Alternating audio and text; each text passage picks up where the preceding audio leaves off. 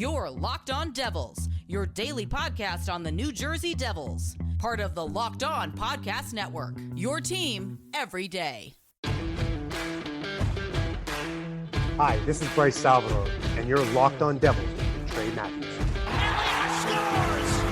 Oh, Stevens stepped up, nailed him. Brodor's got the puck. What a shot. The Devils win the Stanley. Obviously, it's been quite some time since we've had the opportunity to talk to you. First of all, can you take us through what happened on that play that led to your major injury?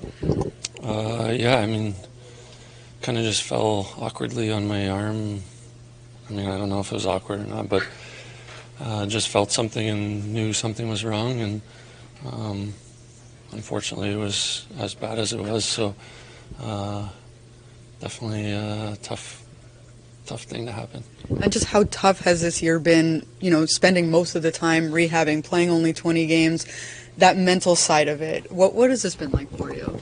Yeah, I think very tough, physically, mentally, everything, so it's hard not being out there with the guys, win and lose, and going through it with them. So definitely makes you realize some things and can't take things for granted, and makes you appreciate stuff. So learn from it and have a new, I guess not new, but more of a realization and appreciation of everything that we have. And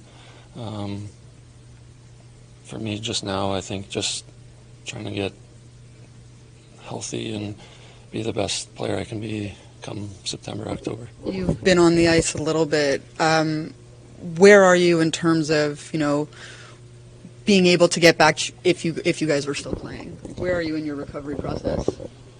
Yeah, I think, like you said, I've been skating and stuff, so the plan was kind of to target playoffs, and unfortunately we don't really have that chance, so So you were close, is what you're saying? Yeah. Do you feel well enough, if the team did make it, that you could jump in and play now? Yeah, it's hard to say because we're not there. So, like I said, I've been skating, and once we kind of realized there was no chance, things changed. So, with rehab and whatnot, so would have been different the last couple of weeks, I guess, had we been in it. So. How tough is it for you to have to watch from the sidelines as they didn't exactly replicate last year's success? Yeah, definitely hard. I think hard year for everyone. Definitely hard for me, just feeling like I could help and not being able to. So definitely not easy. Not being able to be there for your team, and like I said, going through with them, and tough season for us. So,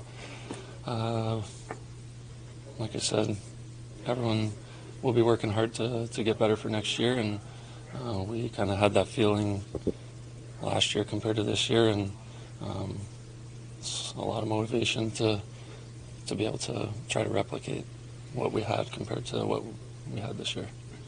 Dougie, you weren't playing when Lindy was relieved and then Travis came in. What was just your reaction to that? Yeah, it was hard for me. I was kind of disconnected at that point, so I don't really have much to say, honestly. Just not really being in the meetings and stuff, practices and whatnot, and I can tell you a lot about the weight room and what goes on in there. But yeah, so I don't really have much to say about it. What kind of coach do you look for when looking at this team, and what do you think that the qualities that person needs to make this team get back to the playoffs next year? Yeah, that's not my job. I'm here to play, and somebody else will figure that out, and I'll do my best to be a good teammate and player. When you were injured, Shimon was the player that came up. Just your thoughts on his presence, what he brought to the team, and Luke as well, two rookies that kind of had to go in running pretty much. Yeah, I think they did great. So obviously a bright future for them and for our team, and kind of look back to when I was that age and stuff. So it's obviously a great experience for them to be able to play so much at a young age, and it's only going to help them. I think with the full summer, it's going to be a long time, obviously, until you get back on the ice. How much are you anticipating getting back out there in the fan support for your return? Yeah, I didn't think about it too much about that. I think just it was definitely hard skating, and obviously you want that feeling. And like you said, it's kind of getting so close, and hoping to be back this season, and not being able to. I think it's, like you said, now hard to kind of got to wait 5 more months or whatever. So I'll definitely be very, very excited come October. Doug, even in the first 20 games, the team wasn't connecting and firing on all cylinders when you were here. What was happening? Because at that moment, it was like, okay, what's this year going to be like? So I'm just wondering what it was like and what you viewed was happening or not. Yeah, it's feels like a long time ago now, but I don't think we ever had our full lineup, which maybe we had one gamer, and I'm not sure, but I do remember when Nico came back how much our team changed, and unfortunately I think I was played I don't know how many games with him, so when he came back, and so definitely hard with injuries and whatnot, but it's not an excuse as well, so yeah. What was the recipe for such an effective power play that you guys exhibited those first 20 games? I think it was over 30% from what I remember. Why was it doing so well at that time? And obviously you played a big part in that, but overall, why do you think it was doing so well? I don't know, to be honest. I'm not sure. Clock's going in that, and 30% of the time, and that's what happens. Got it. I don't want to put words in your mouth, so yeah, we'll stick with that. When you initially suffered your injury, did you know immediately that it was going to be a longer-term thing? I knew something was wrong. I didn't really know what. Kind of never felt that before, so I knew it wasn't great. And yeah, then I guess when you look up, timelines of what the injury was and stuff, it's kind of hits you hard. But always hoping that you would be ahead of schedule and whatnot. But yeah, here we are. So it is what it is. I think for me, I was just trying to take one day at a time and do my best and work as hard as I can. And I hope you guys are enjoying today's bonus episode featuring some sound bites that I've already broken down, centering around players and their exit interviews. Before we continue, let me tell you about Indeed. Need to hire? You need Indeed. Indeed is a hiring platform where you can attract, interview, and hire all in one place. Don't spend hours on multiple job sites looking for candidates with the right skills when you could do it all with Indeed. Find top talent with Indeed's suite of powerful hiring tools like matching, assessments, and virtual interviews. Candidates you invite to apply through Instant Match are 3 times more likely to apply to your job than candidates who only see it in search, according to U.S. Indeed data. Join over 3 million businesses worldwide using Indeed to hire great talent fast. I've actually used Indeed before to find myself some play-by-play gigs. I love the website. And now with Indeed, you only pay for quality applicants that meet your hiring criteria. Visit Indeed.com/lockedon to start hiring now. Just go to Indeed.com/lockedon. Once again, Indeed.com/lockedon. Terms and conditions apply. Cost per application, pricing not available for everyone. Need to hire? You need Indeed. All right, let's get back to today's bonus episode. If you're curious to hear my breakdowns on all 3 of these players, the links to them will be in the description. Take it away once again. Timo, now that you guys have had a little bit of time to digest everything that happened, what is the overall feeling about the way the year went for you guys? Yeah, I mean, still disappointing. You'd like to be preparing for playoff series right now, or you're having exit meetings and you're going home. So that's definitely no fun. But I think now it's time for everybody to just kind of maybe turn off the brain from hockey a little bit and go enjoy your families. Get healthy, and then always you start going back at it. And what do you hope sort of is going to drive you guys into the summer, into next year, to make sure that this doesn't happen again? Because you know that there's more talent in here. Yeah, for sure. I think we have, a great core of group, and a lot of, the staff here. Everybody, it's we love coming here. We love playing in front of our fans. So the feeling that we feel right now should be the motivation to go into the summer, go into the gym every day, and then just kind of work your hardest. Like I said, get healthy, get your body to the best shape you can over summer, and kind of analyze all the things that happened this year, and make sure we come ready to go in September. What qualities do you think this team needs in its next coach, whoever it may be? I mean, that's, I'm sure Fitzy's going to make the right decision on that, and for us players, I think it's, everybody's own, that he comes in prepared, comes in the best shape, and, best mental mindset, and just doing what you need to do over the summer to bring your best next season once the season starts. Obviously, you had an incredible second half. What do you have to do this summer to be prepared to be able to do that for the full stretch next year? Yeah, same for me. Just get healthy, and then spend the time in the gym and put the work in. I know how big the off seasons are for me personally. To play at my best, I got to be at the best shape. If I want to, play consistent, the style of game that brings me success, I got to put a lot of work in the gym and make sure when I get here after the off season that I'm in the best shape I've ever been. That's a goal for me. Are you considering going to Worlds? It's kind of all up in the open, so still waiting on some certain things and making sure the body's is good enough, and haven't really made a decision on that we're still waiting on stuff. This offseason, you don't have to worry about contract stuff like you did last offseason. Obviously, you must like New Jersey that you signed a long-term deal to live here and play here, but what were your impressions of being here kind of year-round? Yeah, I love it. Like you said, I signed here for long-term. Obviously, this is where I want to be, and this is where I want to win, and that's the mindset. Just doing everything in my hands to help this organization go to where we want to go, and like I said, it takes everybody to be at their best. So, get ready in the summer. And you mentioned the body. Still dealing with any lingering injuries here? Certain things, but hopefully nothing too major. And the off season's a good time to get your body healthy and ready to go. Some players do, some players don't. Are you able to reveal what you were kind of going through this year? Don't have to.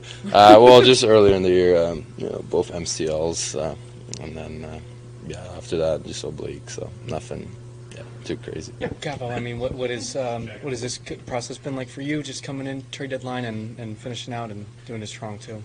I mean, I've now gone through it twice in my career, getting traded at the deadline and going to a new team, and it's always hectic at the start. You meet a lot of new people, and you try to focus on your game and helping that team out as much as you can and doing your job, and I felt good from the start. Good bunch of good guys in the room, like easy room to come in, and so I felt good during my time here as of now. What do you feel like you proved in your however many games that you played here?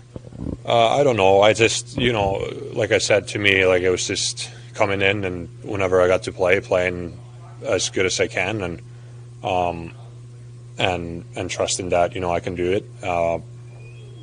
I know I'm very capable, playing a lot of games in this league, and that's what I want to do and be, and I want to be a number one goalie, and I feel confident, and so yeah, I just try to enjoy all the games I got to play and everything around here. So yeah, it was great. Have you had talks about maybe coming back? I know that there was, Fitzgerald said maybe not, but what's your kind of take? I haven't had any talks yet. No, I mean it's too early. I think we're still doing meetings and stuff and everything. So we'll see where everything goes and yeah. So I'm not sure right now.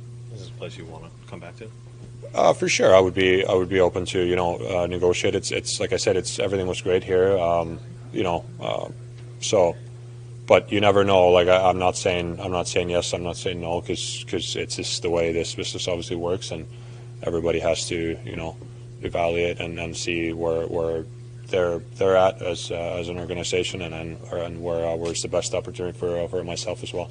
It happened quickly, but what was it like working with Jake from night in and night out? Jake was great, a veteran guy. Obviously, he's been around, seen a lot of things, during his time in the league, and I always try to, learn from those guys as well. Like try to see what they're doing, daily, not just on the ice, but around the rink.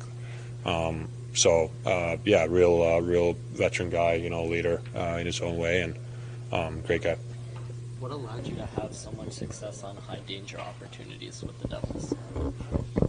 I don't know. I guess since you're asking that, I probably did have. Third best. Okay. Third best in the league. Yeah, I don't. Yeah. Okay. Yeah, I don't really. Is that a stat or something? Yes. Or, okay. It was 912. Your high danger save percentage. It's really good. So, high danger means Slot. Oh, okay. Yeah. Just I don't know. Maybe those guys just hit me and they didn't score. I don't know. Just positioning probably would be a key. Obviously, being in the right place, right time, not chasing, not opening up, holes too much. Just trying to be compact and trying to present yourself to the shooter. Be as big as you can. Because obviously, if you're in that slot area, you get a scoring chance. It's usually pretty quick, right? There's always pressure from the defensemen and stuff, so they have to get the shot off quick. So just try to be as big as you can, and just hope that the puck hits you. How do you view analytics? I don't. No, I don't. No. It's I know it is a good tool, like for probably the teams and the organizations and like your pre-scouting teams, and you can see a lot of information from those. But I just try to stop the puck.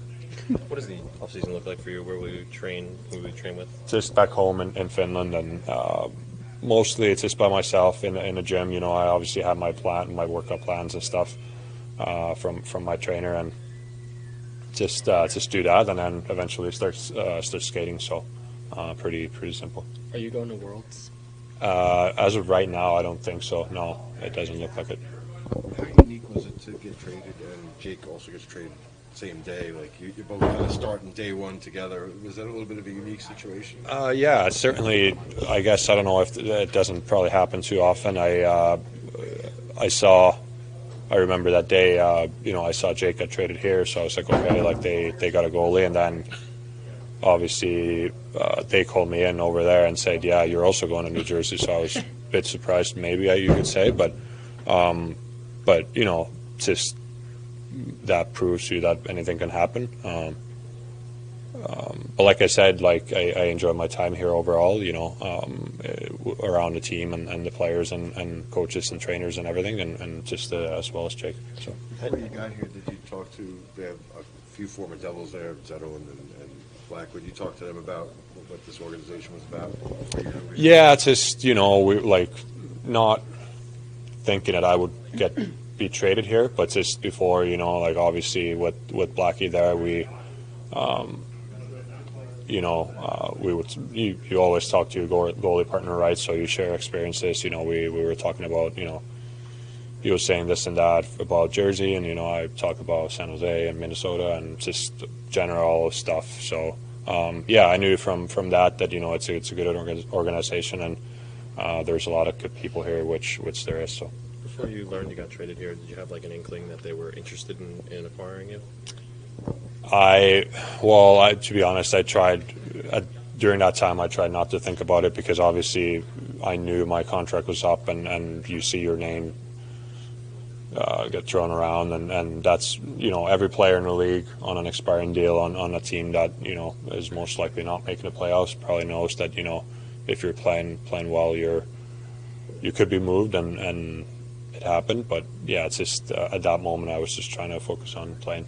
So. Going back to even to San Jose and then here as well, like you saw a lot of rubber on an average night. Like I think like you saw an average like 35 shots or so a game you played this year. What are the pros and the cons of being that busy in a game that you're in?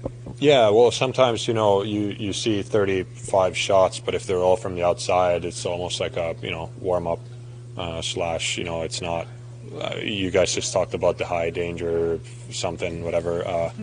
So if you see 15 of those a night, but not the easy ones, like it could be hard or different. But I think it's at the end of the day, it's our job to stop the puck. So you can't decide what you're going to face, right? Like it is what it is. So you just have to be ready for anything.